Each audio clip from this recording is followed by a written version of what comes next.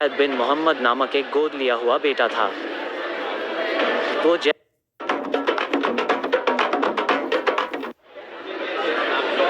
मोहम्मद का जैद बिन मोहम्मद नामक एक गोद लिया हुआ बेटा था। वो जैद का निकाह करना चाहता था। जैद, मैं चाहता हूँ कि तुम्हारा निकाह जैनब से हो। मैं सोचता हूँ कि वो तुम्हारे लिए एक बेहतरीन बीबी होगी। सही कहा रसूल अल्लाह। चलो उसके घर चलते हैं।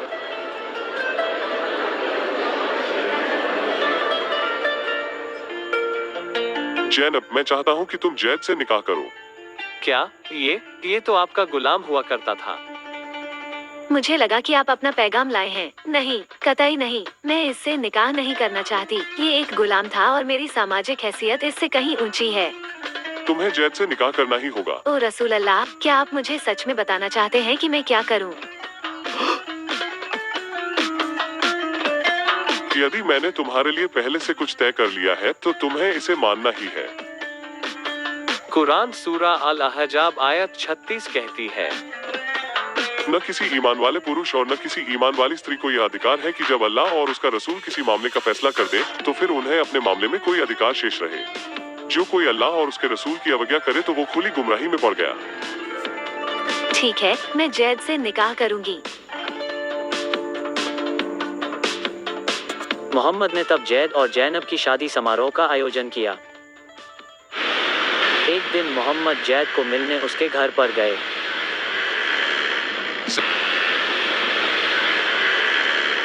जैद, क्या तुम घर पर हो? लेकिन जैद घर पर नहीं था।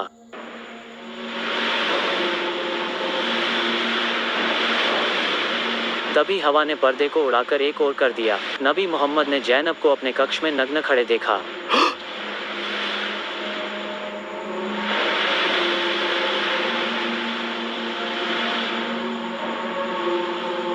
माशा अल्लाह। ओह रसूल अल्लाह।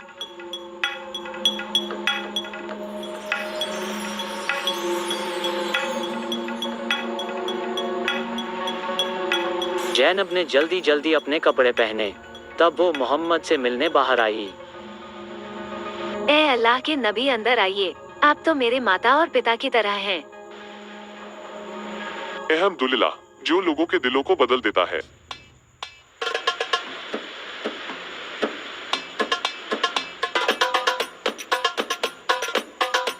अल तबरी का इतिहास वॉल्यूम 8 पृष्ठ 4 स्पष्ट करता है कि मोहम्मद ने अपनी पुत्र वधू को नग्न देखा।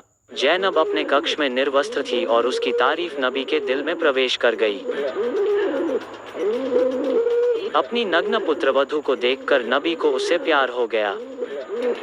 कुरान सूरा अल अहजाब आयत 36 की तफसीर अल जलालैन के अनुसार ऐसे मौके पर उस नबी ने उसको देखा और उसके लिए प्यार को महसूस किया। जब जैद वापस घर आया तो जैनब ने नबी मोहम्मद के आने के बारे में बताया। आपके पिता यहाँ आए थे जब आप घर पर नहीं थे। इसके बदले वे मुझसे मिले। ओह, तो तब क्या हुआ? कुछ नहीं हुआ। जब उनको पता चला कि आप यहाँ नहीं हैं, वे चले गए। अच्छा। ओह, जाने से पहले उन्होंने कहा, अल्हम्दुलिल्लाह, जो लोगों के दिलों को बदल देता है। इसका क्या मतलब है? मुझे नहीं पता। जैद नबी मोहम्मद के साथ बचपन से रहा था और निश्चित तौर पर अपने पिता के व्यक्तित्व और चरित्र के बारे में बहुत अच्छी तरह से जानता था।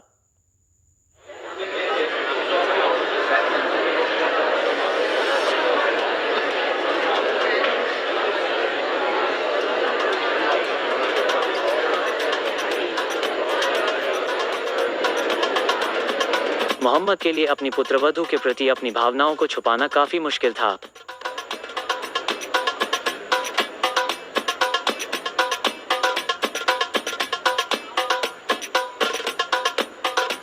जब जैद को अपने मुंहबोले पिता का उसकी पत्नी के प्रति बर्ताव का पता चला तो उसको यह जानकर काफी बुरा लगा। इनको देखो, मैं कह सकता हूँ कि इनके बीच में कुछ चल रहा है। ये तो साफ है। ये सही है क्या? गंद फैला रखा है। जैद के लिए हालात खराब होने लगे जब अल्लाह ने उसे दंड दिया जब भी वो अपनी पत्नी से संबंध बनाने की कोशिश करता।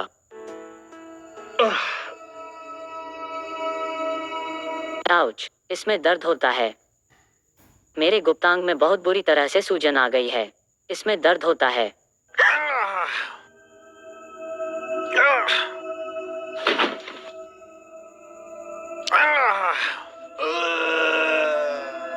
जब भी मैंने अपनी पत्नी से संबंध बनाने की कोशिश की, मेरे गुप्तांग में सूजन आ गई। मैं एक शौहर के तौर पर नाकाम रहा और मुझे दर्द हो रहा था। भाई, मुझे लगता है कि अल्लाह ने तुम्हारे साथ यह किया। उसने तुम्हारे अब्बू के लिए ज़ैनब को बचाने की कोशिश की। तफसीर अल कुर्तबी अल जमीली अखाम वॉल्यूम 7 पृष्ठ 139 कुरान सूरा अल अहजाब आयत 37। अल्लाह ने मेरे शौहर जैद बिन मोहम्मद के साथ ये किया। जैद के शिशिन में सूजन आने लगी ताकि वो मुझसे संभोग न कर सके। जैद ने अपने मुहबोले पिता मोहम्मद से मिलने का निश्चय किया। रसूल अल्लाह, शायद जैनब ने आपके अरमानों को हवा दे दी है, इसलिए मैं उसे छोड़ दूंगा। क्या समस्या है? क्या उसकी किसी बात ने तुम्हें परेशान किया है? नहीं, खुदा कसम, उसने ऐसा कुछ नहीं किया जिससे मैं परेशान हूँ। अपनी बीबी अपने पास रखो, उससे अलग मत हो और अल्लाह से डरो। लेकिन हकीकत में मोहम्मद ने जैनब के प्रति अपनी इच्छाओं को दबा कर रखा हुआ था। ओह, मैं नहीं भूल सकता कि उस दिन वो अपने कक्ष में कितनी हसीन लग रही थी। मुझे डर है कि कहीं लोग इस ओर ध्यान न देने लगे। ओह, रुको रुको, अल्लाह ने मुझे एक संदेशा भेजा है। कुरान सूरा अल अहजाब आयत 37। याद करो ए नबी, जबकि तुम उस व्यक्ति से कह रहे थे जिस पर अल्लाह ने अनुकंपा की, और तुमने भी जिस पर अनुकंपा की, कि अपनी पत्नी को अपने पास रोके रखो और अल्लाह का डर रखो। और तुम अपने जी में उस बात को छुपा रहे हो जिसको अल्लाह प्रकट करने वाला है। उसके बाद मोहम्मद ने जैद को फिर नहीं रोका।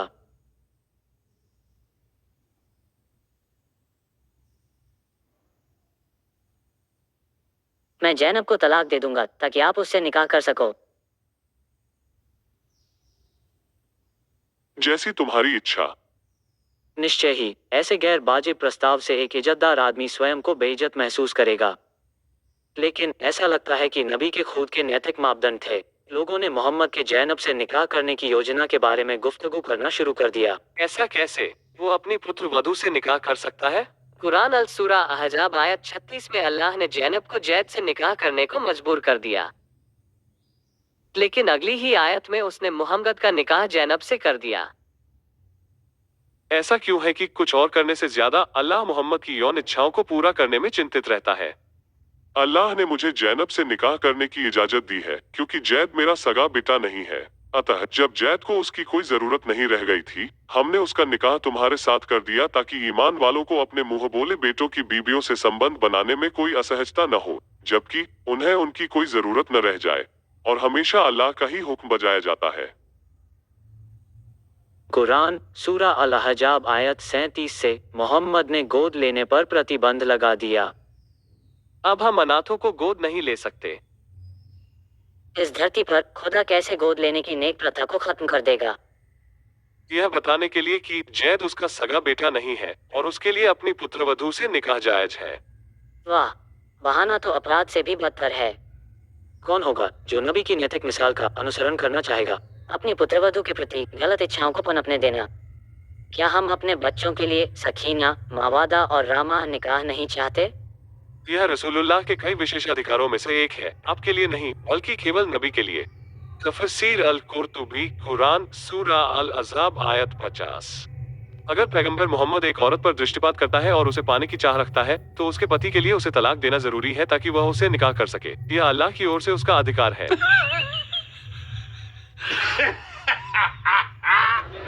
मोहम्मद और जैनब के लिए एक शादी समारोह का आयोजन किया गया।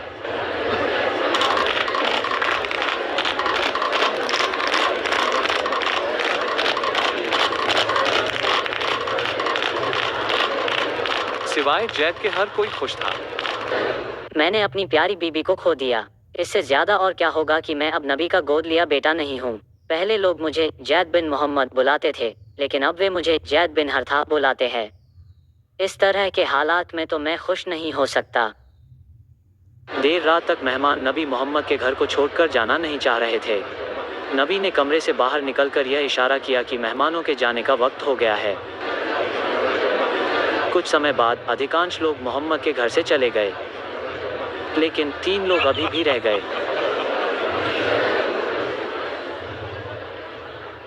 ये लोग अभी तक यहीं हैं। ये क्यों नहीं गए? क्या वे नहीं जानते कि हम अकेले रहना चाहते हैं? नबी ने उन्हें अपनी नाखुशी जाहिर की।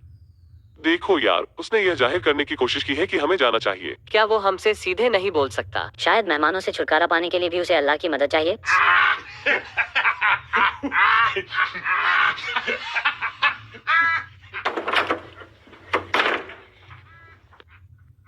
अंत में मुझे क्या करना होगा? उन्हें जाने के लिए कहना होगा। लोगों में कोई तमीज नहीं है। ये रही आयत ऐसे मेहमानों से छुटकारा पाने के लिए जो बहुत देर तक तुम्हारे घर में रुके रहते हैं। कुरान सूरा अल अहज़ाब आयत 53। ए ईमान लाने वालों, नबी के घरों में प्रवेश न करो सिवाय इसके कि कभी तुम्हें खाने पर आने की अनुमति दी जाए, वो भी इस तरह कि उसकी तैयारी की प्रतीक्षा में न रहो। अलबत्ता जब तुम्हें बुलाया जाए तो अंदर जाओ, और जब तुम खा चुको तो उठकर चले जाओ, बातों में लगे न रहो। निश्चय ही तुम्हारी यह हरकत नबी को तकलीफ देती है, किंतु उन्हें तुमसे लज्जा आती है, किंतु अल्लाह सच्ची बात कहने से लज्जा नहीं करता। निकाह के बाद भी लोग मोहम्मद की जैनब से शादी के बारे में उल्टी सीधी बातें करते रहे। क्या उसमें दिल नहीं है जो उसने जैद की गोद लेने को ही रद्द कर दिया? सही कहा। क्या उसको याद नहीं है कि पहले उसने ही काबा के सामने कसम खाकर जैद को अपना बेटा माना था? हमारी संस्कृति में जब हम एक बार किसी बच्चे को गोद ले लेते हैं तो वो व्यक्ति जिंदगी भर के लिए हमारे परिवार का सदस्य बन जाता है। जिंदगी भर के लिए। मोहम्मद ने जैद के साथ किए गए अपमान के बारे में लोगों को गुफ्तगू करने से रोकने की जरूरत महसूस की। मुझे कुछ करना होगा। जैद, मुस्लिम फौज का नेतृत्व कर बसरा पर हमला करो, बैजेंटाइन की सत्ता पर कब्जा कर लो, झंडा बरदार बनो। जी रसूल अल्लाह। जैद ने 3000 मुस्लिम फौजियों का नेतृत्व करते हुए बसरा की ओर कूच किया। मुस्लिम फौज के अन्य 2 कमांडर थे, जफर इब्न अबू तालिब और अब्दुल्ला इब्न रावा। तुम्हारे गुप्तांग में अभी भी सूजन है क्या? बकवास मत कर। जैद नेतृत्व करते हुए अपनी फौज को मदीना से बसरा ले गया, जो कि शाम या सीरिया भूभाग में थी। बैजेंटाइन फौजों ने मुताह नामक गांव में उनका सामना किया।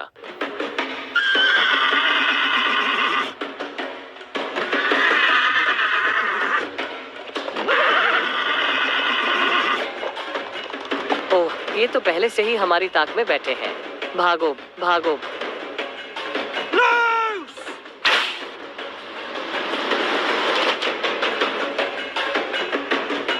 दोनों मुस्लिम कमांडर जफर इब्न अबू तालिब और अब्दुल्ला इब्न रवाह लड़ाई में मारे गए।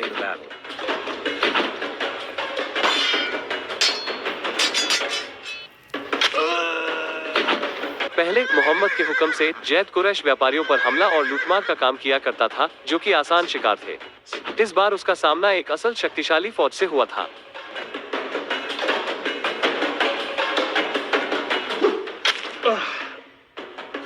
अंततः जैद मारा गया। आइए नबी मोहम्मद और जैनब की प्रेम कहानी की तुलना किंग डेविड के साथ हुई घटना से करते हैं, जो कि बाइबल द्वितीय सैमुअल चैप्टर 11 और 12 में लिखी हुई है।